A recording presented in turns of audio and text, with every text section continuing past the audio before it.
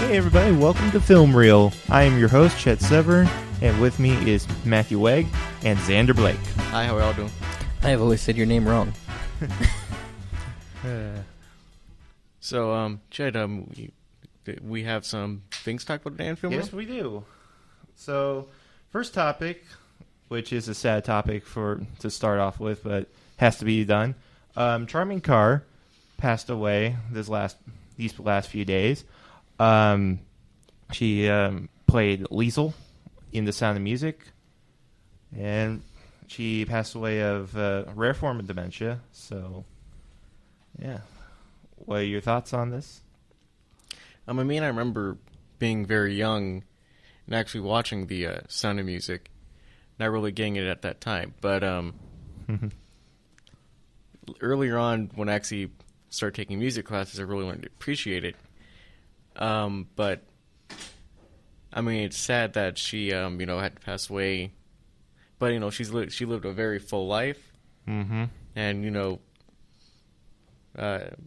I don't know her that well. But what about you, Xander? I'm trying to see what I actually do know her from. Is really what I'm wondering here, because I am honestly unfamiliar with the name. I know of Sound of Music. I've seen Sound of Music. But I do not remember all the actresses in Sound of Music. That's kind of where it's going there.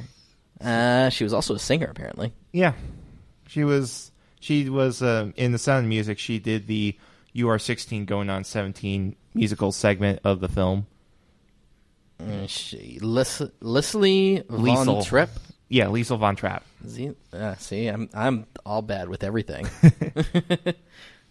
Yeah. So, just wanted to throw the word out there that's what happened. So, tragic passing. Yes. All right. So, we just want to say that all of our thoughts are going towards the family. Yes. And she did live a full life, and hopefully we can just move on to happier topics now.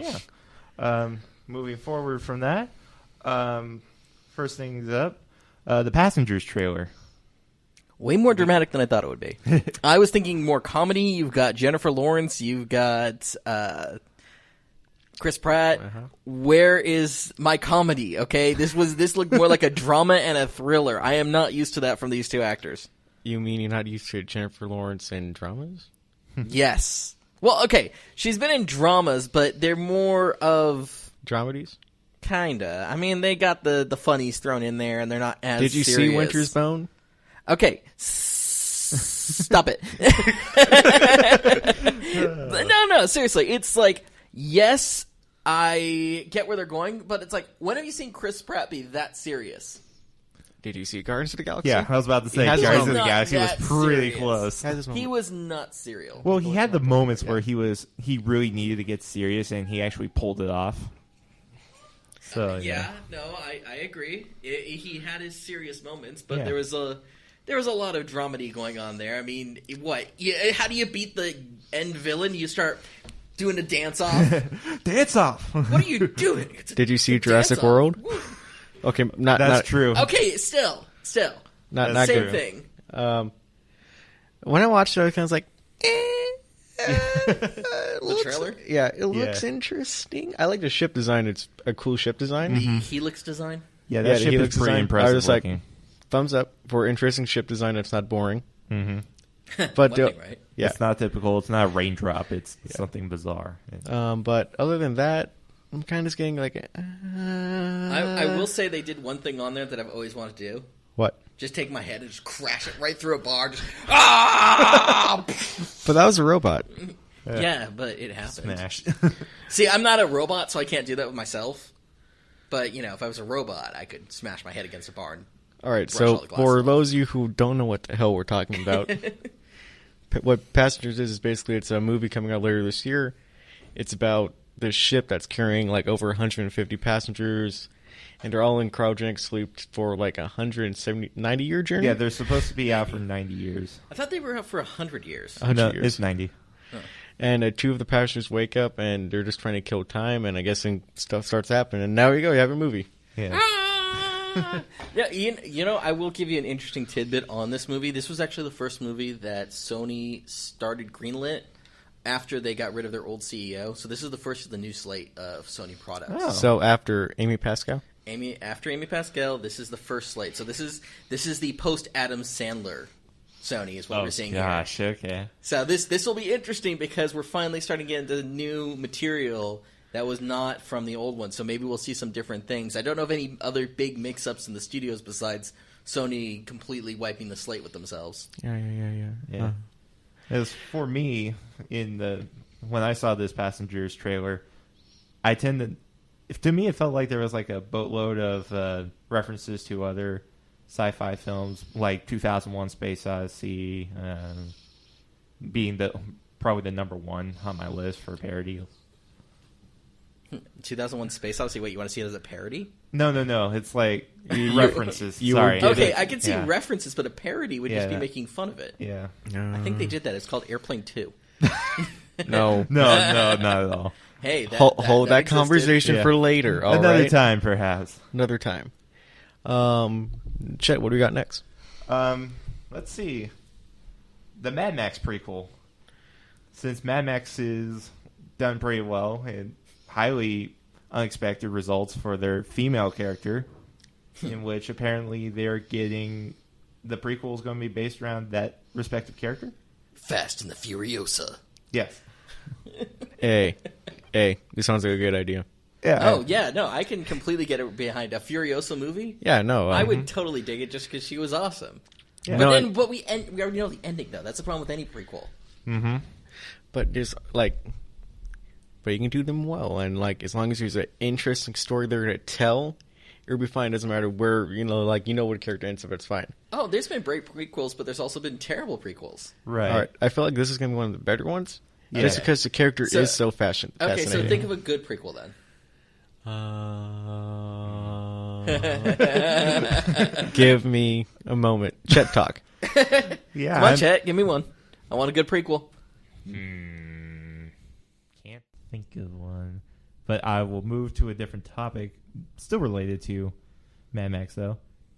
Let's just say, as someone wrote earlier in a different topic matter, this franchise is going to be like a different topping on a pizza box or on a pizza, and Furiosa is definitely that different topping that people didn't really know what to expect from at first, but now they're looking at it. It's like, okay, this is actually working out, and I'm starting to dig it. And I think the same case happened with Charlize Theron, the actress that played her. And she wasn't sure how that was going to work out. She wasn't convinced that the role was going to last the whole movie. But it worked. I'm sorry about that, guys. By the way, It's all good. The Good, the Bad, and the Ugly is a good prequel. Oh, you're going to go with that one? Yeah. I would have picked something like X-Men First Class. That one, too. Thank you. Casino Royale. Is that really a prequel? That's a Well, reboot. they brought it back. It's a reboot, not a prequel. Is it a prequel? I mean, well, okay. Can you consider Bond as one continuous series at that point? No, because if you're that's saying almost that, because impossible. Casino Royale, you could literally consider as another Bond movie. Are Bonds their own separate thing with each one? Are they sequential? No, they're all different. Okay. They're all different movies. Okay, so then do we refer to it as a prequel or just another Bond movie? It's just a reboot, not a prequel. I was trying to... Great movie, though, guys. Great movie. Casino Royale. Yeah. Great movie. I was trying to do like a Doctor Who style theory on the James Bonds and see if that Stop worked it. out. It almost Monsters did. University. It almost did. I'm just throwing that out there. Monster University is definitely one of the better ones, but it's not amazing. Yeah, I agree with that one. The Good, the Bad, and the Ugly. I just said that. Oh, yeah. Godfather Part 2. Yeah, I guess you can kind of count that. Booyah! Moving forward from that, we have a new development with Jumanji. With the newly rebooted Jumanji starring Dwayne "The Rock" Johnson, and I also believe... Kevin Hart. Yeah. Oh, Kevin Hart's in there. Speaking of Doctor Who, also Karen Gillan. Yeah, that's what I was trying to get to. Man, I'm totally getting a King Kong vibe out of them right now. Same. Kind of like... I don't know. I feel like I'm a safari with all this look that they got going here. Yeah. No, the only thing that I would have a problem with is if they tried to recast a certain person from the original Jumanji. Not gonna happen. No, you can't. Not gonna happen. I believe you two know who I'm talking Not about. gonna happen. Nope.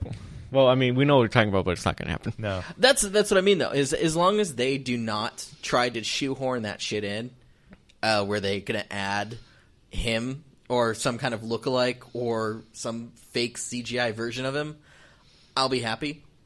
Not with this technology. No. Not yet. No, hey, but they got Tupac. I've seen it. All right. No, but besides that, I like where this, like, so far, sequel/reboot's going. Like, I feel like it's going to be a sequel in a vein, but I feel like it's going to be completely different. But, there's always, some sort of hesitation. But I like the cast that's involved. Yeah. Well, weirdly enough, I'm actually kind of looking forward to The Rock. Yeah. Because I don't know what it is about him, but every single movie he's been in right now, I kind of enjoy. Yeah. He's become an actor, a legitimate actor. It's weird. This is the dude who was in The Return of the Mummy King. That's true. And now look at him. Worst CGI ever, though. He's making more money in movies than literally anyone. Yep. How is that even a thing? Yeah, he's literally pulling Batista. What happened to him?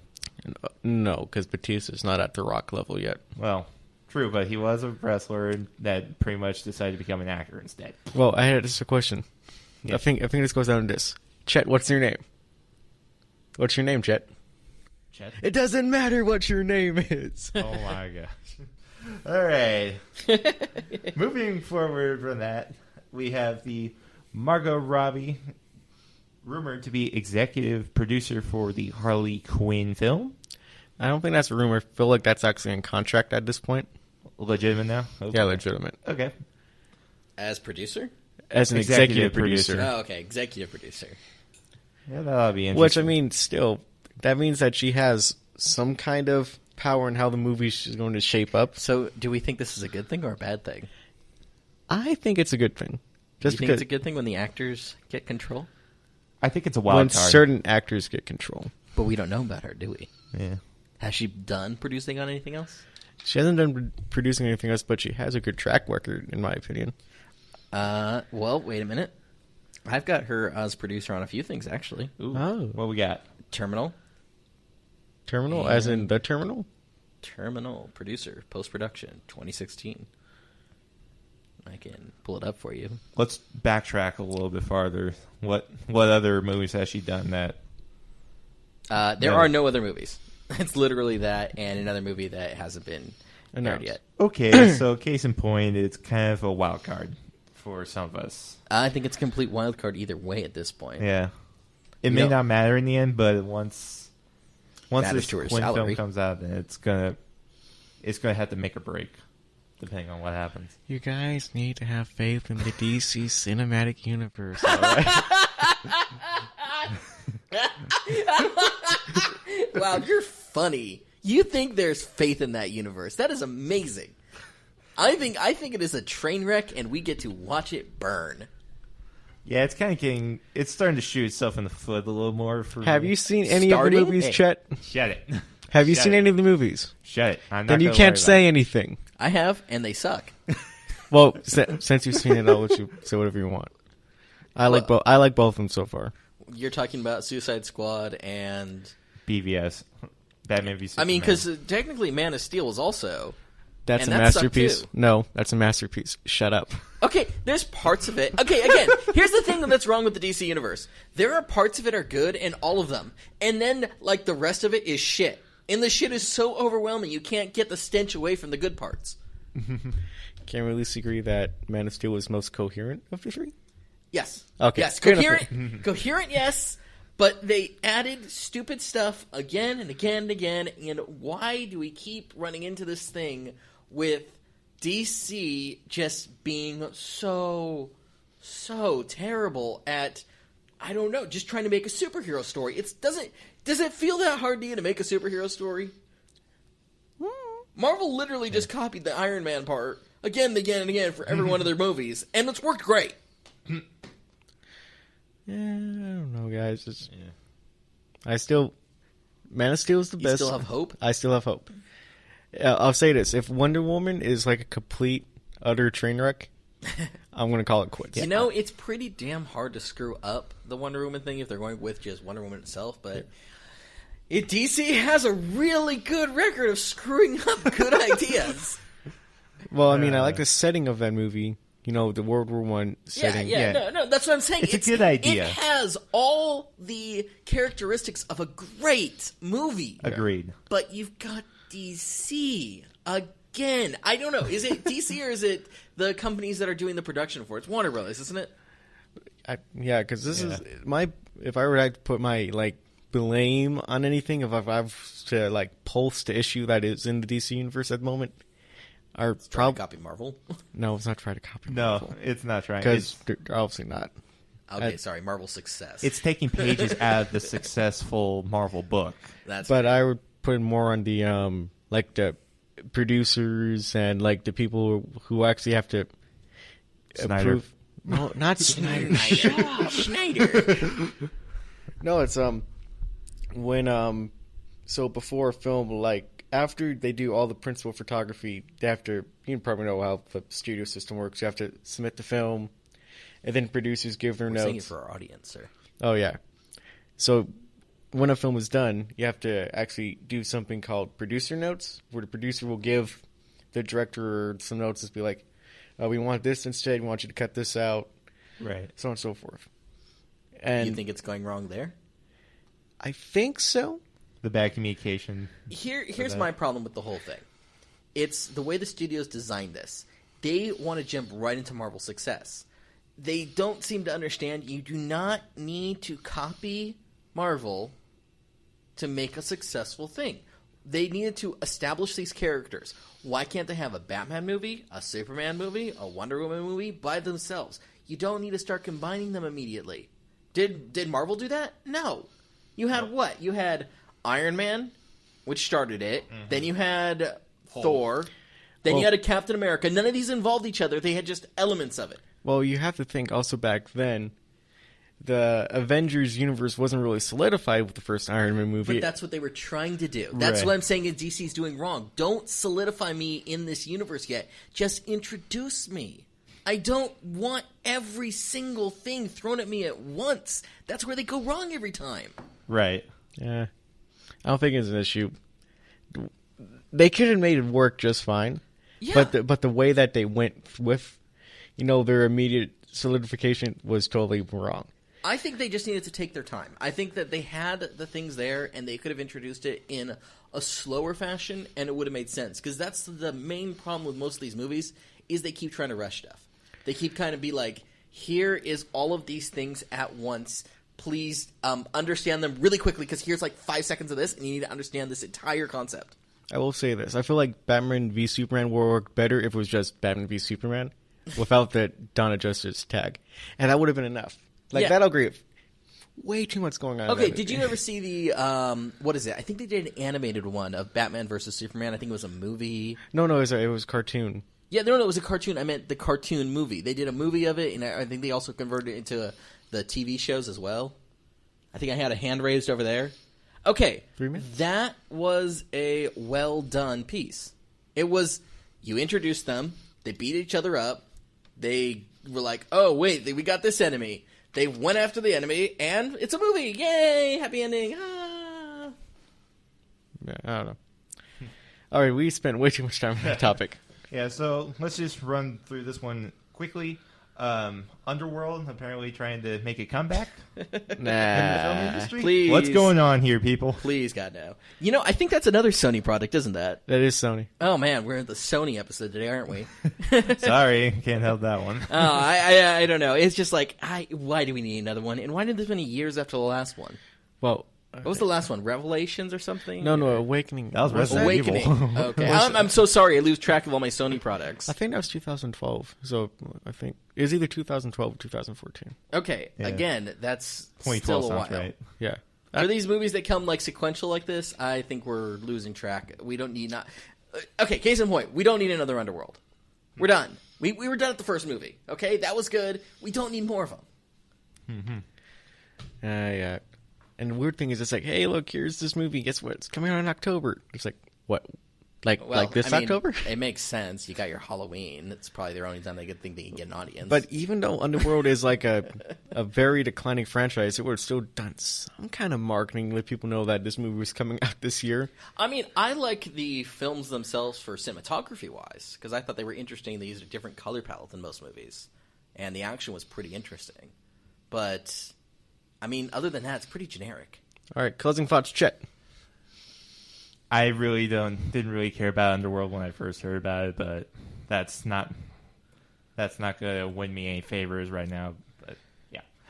Well, all right, and we're gonna take a short break. We'll be back soon with more film talk with Chet, possibly giving you a review for Sully. That's correct. Look forward to that when we come back. Sully. And we are back. This is Film Reel. I'm your host, Matt Wegg. Across from me is Chet Severn, and over here is Xander Blake. All right. Before we go into a review for the movie Sully, guys, what is your favorite movie involving airplanes? Airplane. Airplane? Airplane. Da-da. That is like the funniest movie of all time. It's greatly about airplanes. Say it's an airplane movie, and it is like some of the best lines ever. People keep repeating those things all the time. Like, it's not about the green zone with you, it's about the red zone. You're just mad about the baby. It's like, that starts it off. That's great. You got an abortion joke right at the beginning. How is that not sign of a great movie? I think you're like looking at us. I'm sorry, I'm just looking at the window and the teacher's kind of looking at us and somebody's being kind of loud. Xander. But, no, it's fine. I mean, surely you can't be serious. I can, and don't call me Shirley. That joke again. Chet. Never dies. It's hard to come up with a good one that's just mainly about an airplane, but if I had to try to grab one out of the top of my hat... Snakes on a plane. No. Stop it. Red Tails. The Tuskegee Airmen movie. Yeah, the one directed by George Lucas, or actually the one that came out earlier that's just called Tuskegee Airmen? No. The one directed by George Lucas. All right. I think that was a good movie, if I remember correctly. Yeah, I think I might be thinking of Tuskegee Airmen. I don't know if I've heard of Red Tails. It was 2011. It was directed by George Lucas. And Spielberg, I think, had some hand in it. Nah, I don't think so. Are you sure? I thought he had... Okay, wait a minute. Are you saying there's a movie with George Lucas in it that you like? Well... Yeah, it's called Star Wars. Yeah, there's Star Wars Indiana Jones. He was involved in that. I don't think he was making it. Well, All the right. prequels he was, but anyway. All right, going back on topic. Yeah. Jeez, my favorite airplane movie would probably be Air Force One. Ooh. Oh, that's a good. That's a good that's movie. Pretty good. Get off my plane. Oh man, that was a great movie. I just thought of it and just like, yeah, Air Force I One. keep remembering that part in the movie where, what is it? He tells the White House to shoot the plane down. Yeah. I was like, that's the best part ever. It's like, shoot it down. I was like, what? You want us to shoot the president? He said shoot him down. That was a great movie. And by the way, Snakes on a Plane is a terrible plane movie. It's a terrible movie in general, but, airplane movie. It's about aviation, and sure, I mean, you got snakes on a plane. I thought of these freaking snakes on my dang plane. Well, now that we're done talking about good airplane movies, bad airplanes movies, I'm going to move it over to Chet, and he's going to give you a review for a movie called Sully. Airplane movie. Yes. So, I went to see Sully last Friday. Wait, before you do, kind of explain the rating system. The way that we rate our movies here, we have the following ratings, which are the top choice being, as soon as I get to it, premium being the best rating, worth a matinee being the good, red box rental being okay, catch it on cable will be considered our middle rating, and then don't bother would obviously mean don't bother. Yeah. You fill in the blank there. So for Sully, I gave it the high rating of premium, and here is why. It has one of the greatest directors of all time behind that wheel, which is Clint Eastwood. Yeah, Clint Eastwood's good. And this guy, he knows how to put some emotion into a good film. Case in point, there's a sequence in the movie, of course, featuring Sully putting his plane into the Hudson River. You can't get that much emotion out of such a suspenseful little point in time after being hit by a flock of Canadian geese and trying to tell your air command that, hey, both my engines are blown out and we have to land somewhere before we crash into the freaking city. Come on, let's go. Is that all one sequence, or is it kind of chopped into the movie? It gets scattered around a little bit, but the point of the matter is we know that they crash into the Hudson, but what happens afterward is what really sets me off a little bit. Which... You mean the investigation of the movie? The investigation. At first, I had no idea that they did this to him. I did not know about that, and it was very intriguing when I went in to see this movie. How's Tom Hanks? Tom Hanks performed very well in this movie. I will tell you the actual facts on that. They really didn't do much. They kind of blew it out for the movie. Yeah. Sure, it's a little stretch, but I was very well entertained by Tom Hanks in the role. Is this one of Spielberg? Clint Eastwood. Is this one of Clint Eastwood's better directed movies?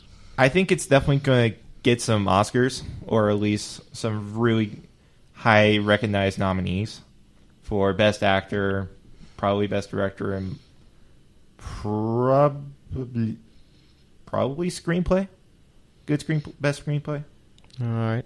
And do we really have anything that great at the Oscars this year? Not currently. Unless Passengers really rocks it. I hear La La Land's pretty good. The new Damien Chazelle movie. I'm just like, it's kind of a barren year, man. Yeah. All right, and you gave Sully a premium. Well, there you guys have it, Chet. I will tell you though, Canadian geese are the devil and should be shot. Sully proves it. They all deserve to die, and I hate them. Yeah, if you guys have never been around a real Canadian geese, they will try to peck you, and they will chase you, and if you go near them, they will hunt you down until they find you and hit you. I hate them. I hate them so much. You know what's worse than Canadian geese? Six Flag geese. Ooh. Suck. I bet you get those Canadian geese there, too. I think they might be Canadian, actually. Rudest Canadians on the planet. One more thing I wanted to add. A little fun fact that I did while doing my research on getting this review out to you guys. I was looking around, and apparently there is a song called Real Hero, which was featured on the movie Drive. And the song is actually based off of Sully, Captain Sullenberg, and his brave attempt to save all 151 passengers off of the flight. Well, there you guys have it. No Captain Sullenberg, no Real Hero, no Drive. All right, and with that will conclude our episode of Film Road today. My name is Matt Weg. You guys can find me at all the social medias at Matthew Weg, and at my Facebook page, Matthew C. Weg. You can find me on any social medias you want to look for under Xander Blake. And I'm Chet Severn, and you can find me on Twitter and Facebook at Chet Severn. All right, guys, we're going to have a show Friday, as we're always going to do. See you guys later.